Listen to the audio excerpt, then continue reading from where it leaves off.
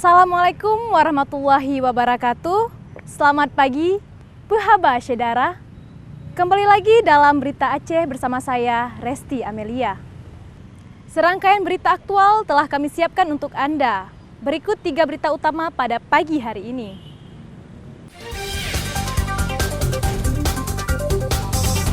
Ribu batang tanaman ganja dimusnahkan dari lahan seluas 4 hektar di Aceh Utara.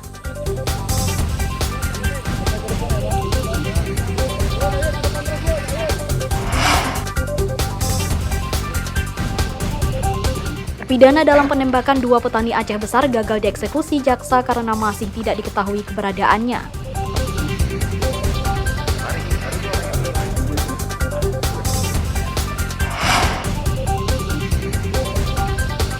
Beberapa pecinta dan pelestari sejarah menata kembali makam kuno peninggalan Kerajaan Islam Samudra Pasai yang berserakan di sejumlah tempat.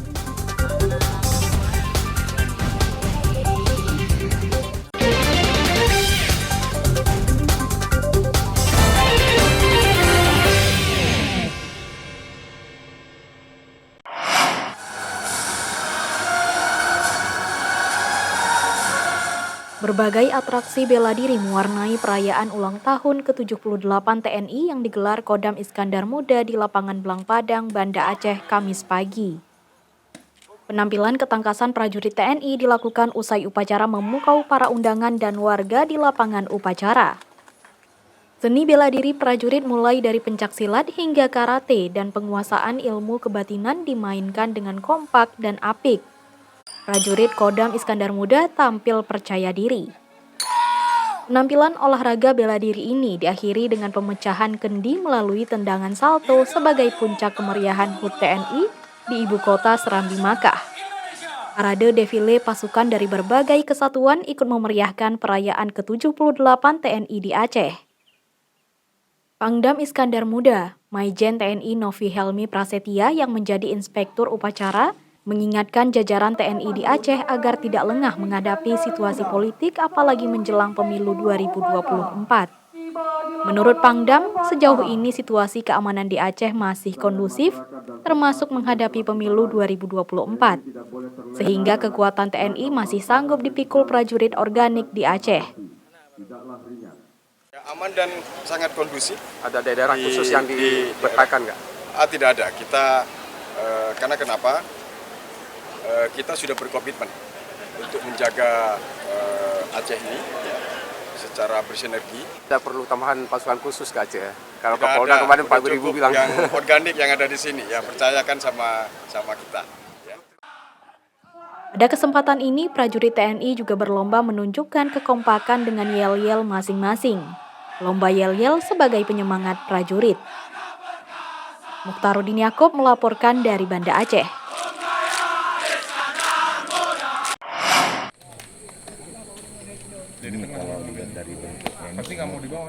Operasi ladang ganja di Aceh terus berlanjut. Setelah berlangsung di pedalaman Aceh Besar, kini operasi ladang ganja dilakukan di pedalaman Aceh Utara.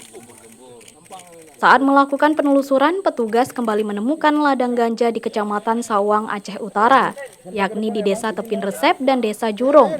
Di lokasi ini, petugas pernah menemukan ladang ganja pada operasi bulan April tahun 2021. Petugas BNN bersama petugas gabungan memusnahkan 16.000 batang tanaman ganja di lahan seluas 4 hektar. Pemusnahan tanaman ganja dilakukan seperti biasa, yakni dicabut lalu dimusnahkan di lokasi dengan cara dibakar. Tanaman ganja dari 4 hektar ladang ganja ini diperkirakan beratnya tak kurang dari 8 ton. Tanaman ganja setinggi setengah hingga 1,5 meter itu ditemukan dari hasil penyelidikan petugas selama sepekan. Jadi ladang yang kita musnahkan ada 2 titik, yakni Desa Tepin Resep dan Desa Jurong. Ini Desa Jurong yang satu tadi pagi kita di Desa Tepin Resep di Kecamatan Sawang, Kabupaten Aceh Utara, Provinsi Aceh. Ya. Total ladang ganja yang berhasil ditemukan perkiraan hampir 4 hektar. Yang pertama tadi 2 hektar dan sekarang sama 2 hektar. Jumlah pohon perkiraan ada 16.000 pohon ganja dengan ketinggian berkisar 50 sampai 3 meter. Selain batang ganja, petugas menemukan ribuan bibit tanaman ganja. Bibit ganja ini pun ikut dimusnahkan. Ramadan melaporkan dari Aceh Utara.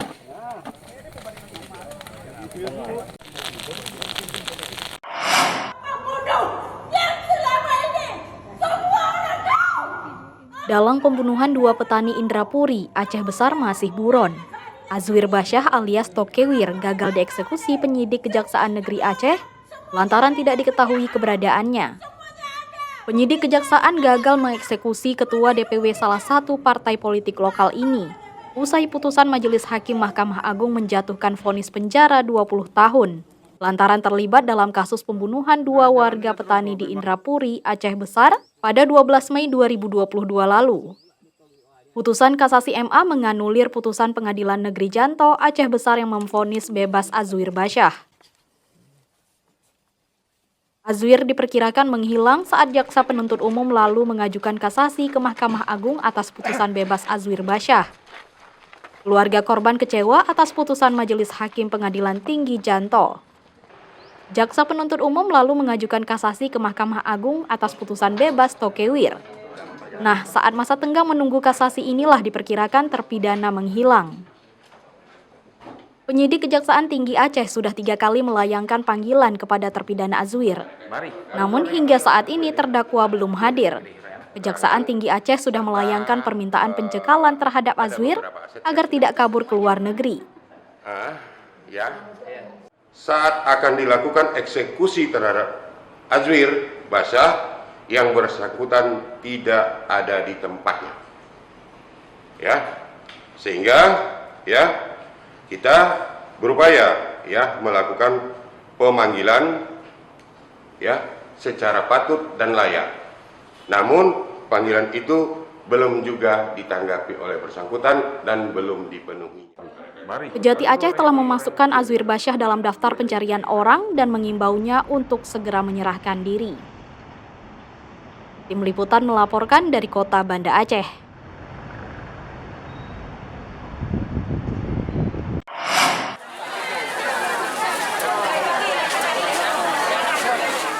Ratusan warga menyerbu pasar murah untuk memperoleh sejumlah bahan kebutuhan pokok bersubsidi. Pasar murah yang digelar di Kecamatan Banda Sakti, Lok Semawe bukan saja dipadati ibu rumah tangga, tapi juga kalangan bapak-bapak meski persediaannya terbatas. Antrean panjang warga sudah terjadi sejak pagi hari. Mereka berebut sembako yang dijual di pasar murah yang digelar di Sperindak dan Koperasi Kota Lok Semawe. Antusiasme warga wajar di tengah melonjaknya harga sejumlah kebutuhan pokok terutama beras dan telur ayam. Padat. Tadi kami sampai nggak dapat kupon, nanti lagi pakai KTP. Yang diberikan telur, beras, gula, minyak. Tapi kebetulan tadi karena antrian paling telat tadi nggak pakai nomor kupon, cuma dapat beras sama telur. Itu harga yang di ini kan berapa? Lebih murahnya? Murah sekitar 10 sampai 13.000. Per item? Untuk telur 10 sampai 13.000. Untuk beras sampai 30.000 murahnya. Ramainya antrean menyebabkan kupon pasar murah ludes, sehingga sebagian warga hanya memperoleh telur ayam dan beras tanpa kupon. Operasi digelar di 11 tempat dalam 4 kecamatan. Harga kita subsidi yang pertama telur itu 10.000 per papan, kemudian gula itu 5.000 per kilogram, kemudian beras 5.000 per kilogram, kemudian minyak 5.000 per liter. Kalau antusiasme masyarakat memang tidak mencukupi, tapi kita kan tidak mungkin sediakan terlalu berlebihan, takut mengganggu kondisi pedagang yang ada di pasar. Tetap kita jaga kestabilan.